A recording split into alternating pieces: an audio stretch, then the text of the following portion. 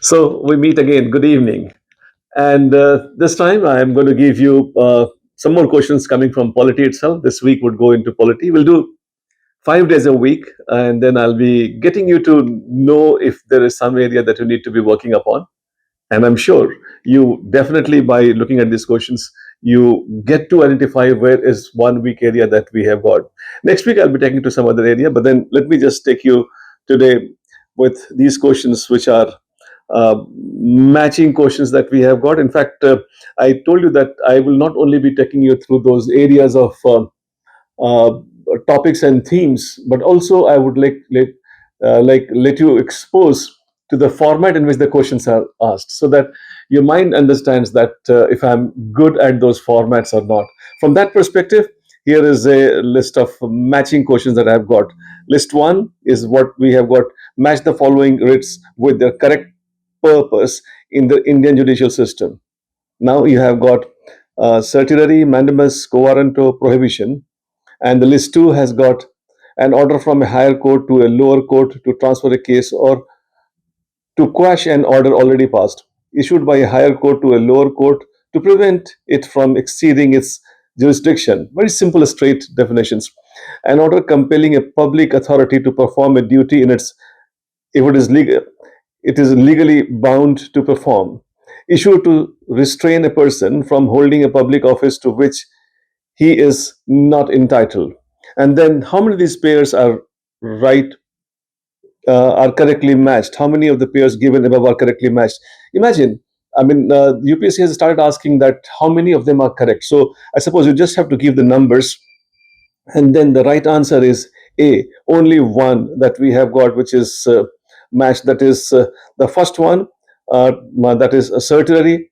That is what we have got. That is matched an order from a higher court to a lower court to transfer a case or to quash an order already passed. So that's the only one which is matched. The answer, therefore, is uh, A, only one, and remaining all are wrong. And I'm sure I did not go into those details. And if some of you are not very clear about uh, writs, तो अभी आप उठ जाएं and get back and learn all the writs quickly. So this is what my entire intention is, to wake you up, let you know about the areas that you need to be working upon. Next question है, match the following constitutional provisions relating to the Supreme Court of India. List 1. Provisions are Article 131, Article 132, 136, 143. All very popular article. List 2. Jurisdictions and power. Original jurisdiction in disputes between the center and state. Appellate jurisdiction in constitutional cases. Special leave petition. Advisory jurisdiction. How many of the pairs given above are correctly matched? ऐसे questions आते हैं, बहुत आ रहे हैं आजकल question. I suppose अगर इसमें देखा जाए तो they all of them have been matched. So answer would be all four. D is the right answer. All of them are matched. Question number 3. With respect to judicial review and judicial activism in India, consider the following statement. List 1. Concept: judicial review.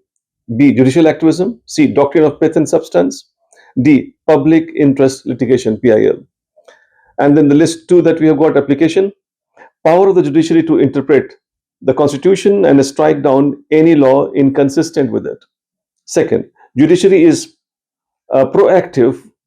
Judiciary's proactive role in policy making and social reform, often through PIL. Third, tool to determine legislative competence when a law appears to encroach on another list.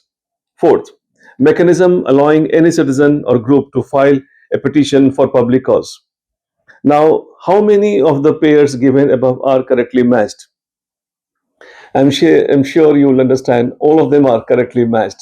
So this is very simple. I mean, if you sometime I'm giving these kind of questions to ensure that your mind is not getting into over analysis. Sometimes your mind over analyzes and then that may just go wrong. So A1, B2, C3, D4, all of them are correct.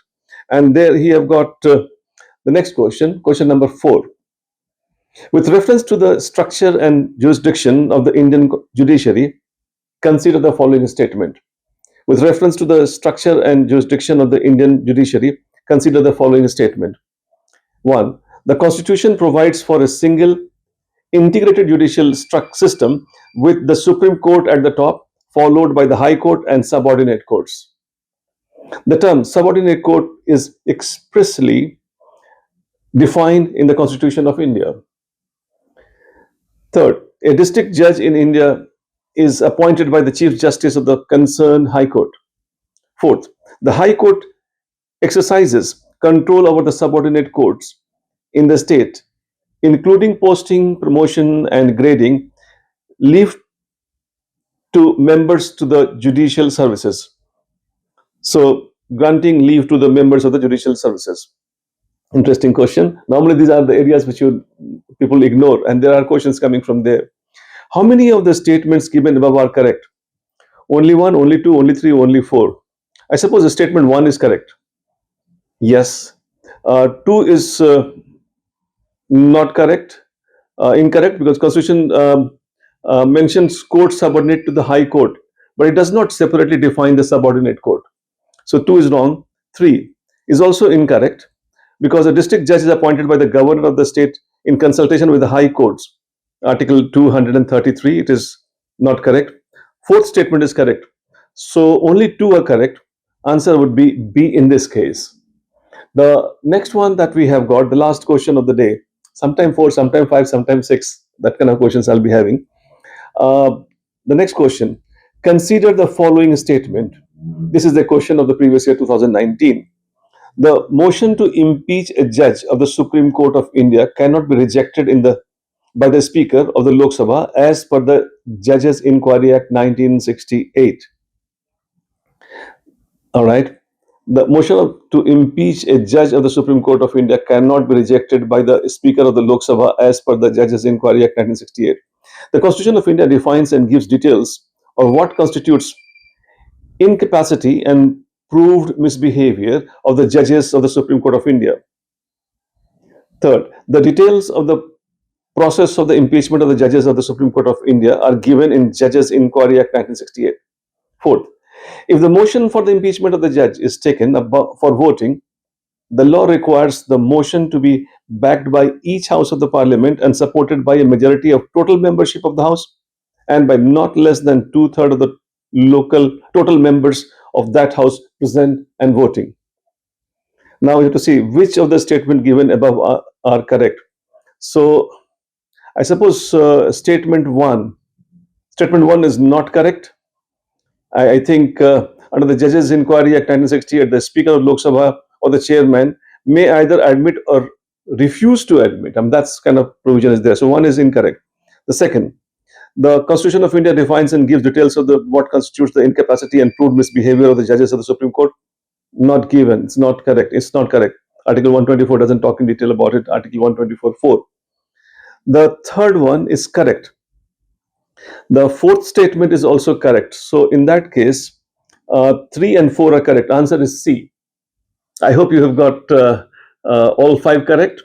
If not, whatever area that you found that is not correct to you, it's time for you to get back, sleep a little late, have them corrected, and I'll see you tomorrow. Thank you and good night.